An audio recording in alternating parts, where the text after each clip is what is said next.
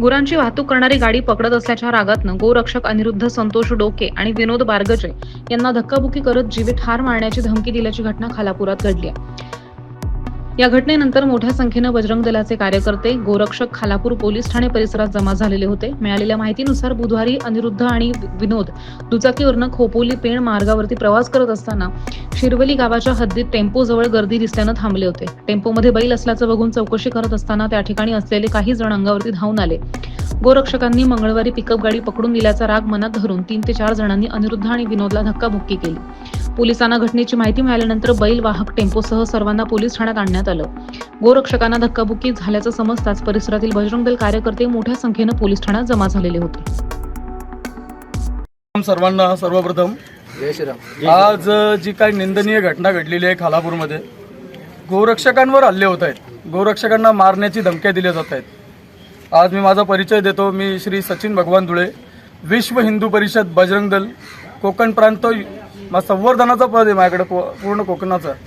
आज काम करत असताना म्हणजे एखाद्या जरी गोरक्षकावर हल्ला झाला म्हणजे तो माझ्यावर हल्ला झाल्यासारखा असतो। आज माझ्या जीवलगांवर हल्ला झालेला आहे आणि त्या कारणे मी आज खालापूरमध्ये आलेलो आहोत। माझे सोबतच सहकारी आहेत, रायगड जिल्हा अध्यक्ष बाबू भोईर साहेब आहेत आणि जिल्हा मंत्री वगैरे सर्व बजरंग दलाचे सभासद इथे आहेत आणि बजरंगी देखील इथे उपस्थित आहेत। संदेशजी सुर्वे जिल्हा मंत्री इथे आहेत। आज प्रसादजी पाटील यांचं धर्मासाठी कार्य उत्तम आहे, गोरक्षणाचं कार्य देखील उत्तम आहे। असं करत असताना गोरक्षाचं काम करणारे माझे सहकारी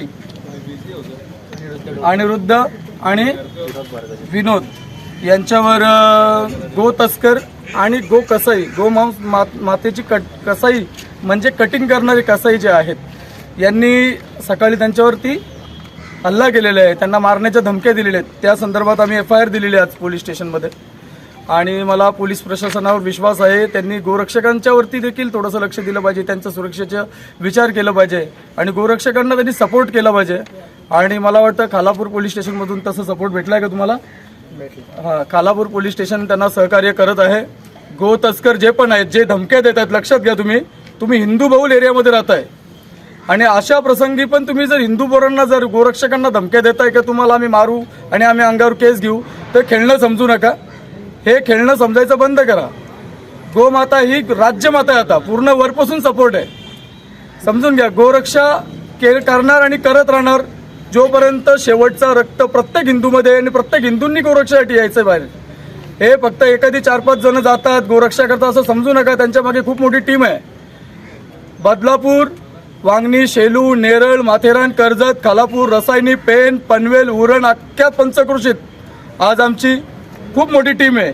एक जरी पोराच्या नादाला लागेल तर घरात तुमच्या इट नाही ठेवत मग आम्ही, लक्षात ठेवा। मृत्यूच्या दरवाजात नाचणारे असतात गोरक्षक। तुम्ही जेव्हा बायकोच्या पदराला घरात राबून पैसे कमवतात ना, एखादी गोमाता कापताय तुम्ही, कारण ती काय, तिला बोलता येत नाहीये, तिला तिच्या अन्यायासाठी लढता येत नाहीये। तुम्हाला वाटतंय रस्त्यातून उचलली कापली आपण, तिला खूप मजा वाटते तुम्हाला, पण लक्षात ठेवा आता सरकार आमच्या बाजूने आणि सर्व गोरक्षक आम्ही एकत्रित आहोत।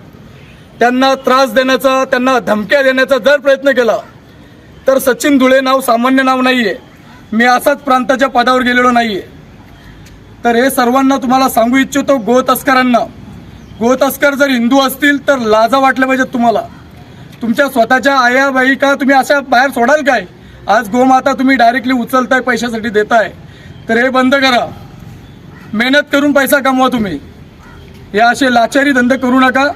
आणि राहिला प्रश्न कसायांचा, तर कसायांना देखील येणाऱ्या काळामध्ये गोरक्षक काय आहे ते 100% दाखवून देऊ आम्ही।